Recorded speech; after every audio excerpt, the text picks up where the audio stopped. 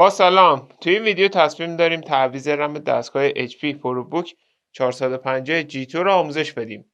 برای این کار دستگاهمون باید خاموش باشه و باتریمون از دستگاه خارج کنیم. در صورتی که باتری رو دستگاهمون باشه، برق داخل مادربردمون وجود داره و ممکنه به دستگاهمون آسیب برسونه. خب برای این کار دستگاهمون رو برمیگردونیم. ابتدا باتری رو از دستگاه خارج میکنیم به این صورت. رم ما در این قسمت قرار داره که شروع میکنیم به باز کردن درب قاب کف دستگاه. خب رم این مدل دستگاه رم DDR3 PC3L هستش که در پایین ویدیو هم نحوه خرید این کالا رو توضیح دادیم.